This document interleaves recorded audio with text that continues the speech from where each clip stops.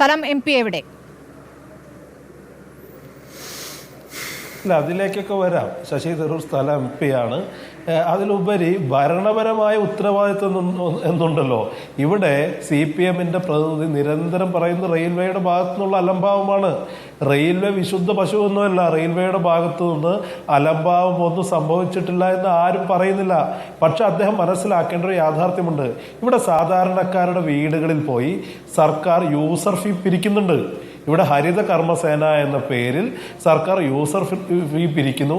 അതൊരു സാധാരണക്കാരൻ കൊടുത്തില്ലെങ്കിൽ അയാളുടെ അച്ഛൻ മരിച്ച് വീട്ടിൽ നിന്ന് പഞ്ചായത്തിലേക്ക് മരണ സർട്ടിഫിക്കറ്റിന് അപേക്ഷിച്ചാൽ മരണ സർട്ടിഫിക്കറ്റ് കൊടുക്കുന്നില്ല.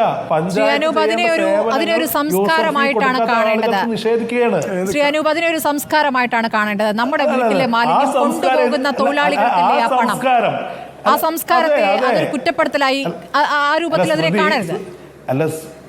അല്ല, സ്മൃതി മനസ്സിലാക്കേണ്ടത് ഇവിടുത്തെ സാധാരണക്കാരന് അവന് ഈ പറയുന്ന നാമമാത്രമായ എന്ന് നമ്മൾ പറയുന്ന അവനെ സംബന്ധിച്ചൊരു വലിയ തുക കൊടുക്കാൻ കഴിയാതെ വരുന്ന ഒരാൾക്ക് അവൻ്റെ അടിയന്തരമായി അവൻ്റെ അച്ഛൻ്റെ മരണ സർട്ടിഫിക്കറ്റ് നിഷേധിക്കപ്പെടുമ്പോൾ റെയിൽവേ പോലൊരു സ്ഥാപനം നിരന്തരമായി മാലിന്യം ഉൽപ്പാദിപ്പിച്ചുകൊണ്ടിരിക്കുമ്പോൾ അത് അനധികൃതമായി ഓടകളിലേക്ക് തള്ളുമ്പോൾ തലസ്ഥാനത്ത് സംസ്ഥാന ഗവൺമെന്റിന്റെ മൂക്കിന് താഴെ എന്തുകൊണ്ട് സംസ്ഥാന സർക്കാർ നിശബ്ദരായിരുന്നു എന്നാണ് ചോദിക്കുന്നത്.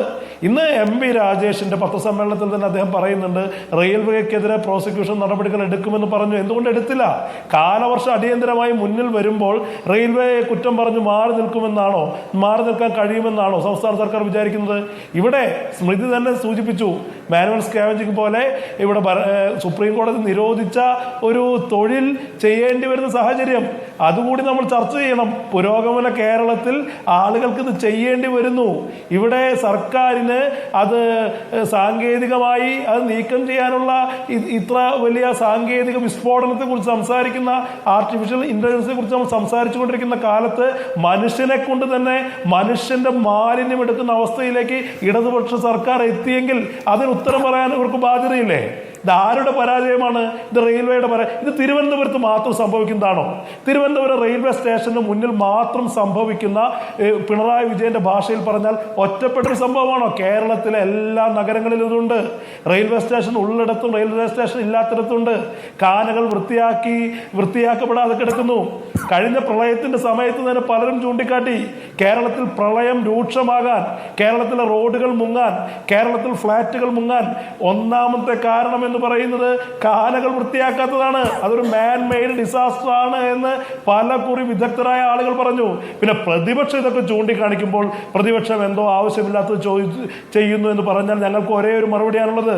പിണറായി വിജയൻ എന്ന് പറയുന്നത് ജനാധിപത്യ ക്രമത്തിലൂടെ തെരഞ്ഞെടുക്കപ്പെട്ട മുഖ്യമന്ത്രിയാ. തിരുവിതാംകൂർ മഹാരാജാവല്ല, രാജഭരണകാലമല്ല, സർ CP-യുടെ ഭരണകാലമല്ല. പ്രതിപക്ഷ നേതാവ് VD സതീശൻ അത് ചൂണ്ടിക്കാണിക്കും.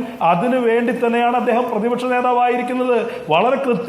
നിങ്ങൾ ഇവിടെ കേന്ദ്ര ഗവൺമെന്റിനെ വിമർശിച്ചാൽ ദേശവിരുദ്ധരായി ചിത്രീകരിക്കുന്നത് പോലെ സംസ്ഥാനത്തിനെതിരെ എന്തെങ്കിലും പറഞ്ഞാൽ അത് അവരെയൊക്കെ സാമൂഹിക വിരുദ്ധരായി ചിത്രീകരിക്കുന്ന, സംസ്ഥാനത്തിന്റെ താല്പര്യങ്ങൾക്ക് എതിര് നിൽക്കുന്ന ആളുകളായി ചിത്രീകരിക്കുന്ന, അതങ്ങ് കയ്യിൽ വെച്ചാൽ മതി എന്ന് തന്നെയാണ് പ്രതിപക്ഷത്തിന് പറയാനുള്ളത്. തീർച്ചയായും ഇത് എണ്ണി ജനങ്ങളുടെ മുന്നിൽ വെച്ച് അത് ചോദ്യം ചെയ്തുകൊണ്ട് ജനങ്ങളെ സമീപിക്കുക എന്നുള്ള പ്രതിപക്ഷ ധർമ്മമാണ്, പ്രതിപക്ഷത്തിന്റെ ഉത്തരവാദിത്തമാണ്.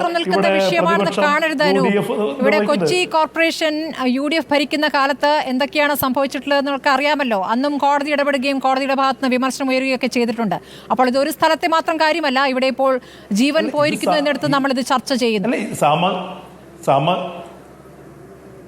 ഇക്കാര്യത്തിൽ സമഗ്രമായൊരു നയരൂപീകരണവും പ്രവർത്തന പദ്ധതിയും ആക്ഷൻ പ്ലാനും വേണമെന്ന് പറയുമ്പോൾ ഇതെല്ലാ കൊല്ലവും ഇത് ആവർത്തിക്കുകയാണ്. കഴിഞ്ഞ വർഷങ്ങളിൽ ഉണ്ടായി എന്നുള്ളതല്ലല്ലോ. കേരളത്തിൽ പ്രളയം എന്ന് പറയുന്നത് 2 മഴ അടുപ്പിച്ച് വന്നു കഴിഞ്ഞാൽ ഏത് നഗരത്തിലായാലും സമാനമായ സാഹചര്യമാണ്. ദുരന്തത്തെക്കുറിച്ചുള്ള ഡിഫൈൻ ചെയ്യുന്നത് എങ്ങനെയാ? ദുരന്തം എന്ന് പറയുന്ന ഡെഫിനിഷൻ എന്താ?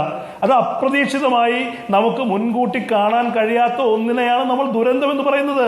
ഇത് ദുരന്തമല്ല. കേരളത്തിൽ 2 മഴ സ്ഥിരമായി തുടർച്ചയായി പെയ്താൽ ഏത് നഗരവും അഭിമുഖീകരിക്കുന്ന വളരെ സ്വാഭാവികമായ ഒന്നാണ്. അതിന് നമ്മൾ ദുരന്തം എന്ന് പറഞ്ഞ് ലഘൂകരിക്കാൻ കഴിയില്ല. ഒരു ദുരന്തം അപ്രതീക്ഷിതമായി വന്നാൽ നമുക്കൊന്നും ചെയ്യാൻ കഴിയില്ല. സ്മൃതി പറഞ്ഞത് കാര്യമാണ്. പക്ഷെ ഇവിടെ ദുരന്തമല്ലല്ലോ, എല്ലാ വർഷവും ഉള്ളതല്ലേ. ഇപ്പോൾ ഇത്ര വലിയ ഗുരുതരമായ ഒന്ന് സംഭവിച്ചതുകൊണ്ട് നമ്മളത് ചർച്ച ചെയ്യുന്നു. പക്ഷെ കേരളത്തിൽ വർഷങ്ങളായി സംഭവിച്ചുകൊണ്ടിരിക്കുന്ന എന്താ? ഈ പ്രളയത്തിന് ശേഷവും പ്രളയത്തിന് മുന്നും സംഭവിച്ചുകൊണ്ടിരിക്കുന്ന എന്താ? ഈ ഉത്തരവാദിത്തത്തിൽ നിന്ന് ഗവൺമെന്റ് ഒളിച്ചോടുന്നു.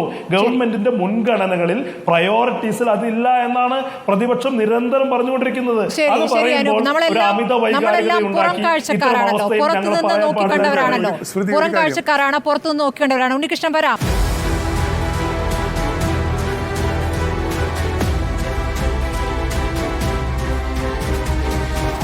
ഡിബേറ്റ് വിത്ത് സ്മൃതി പരുത്തിക്കാട്.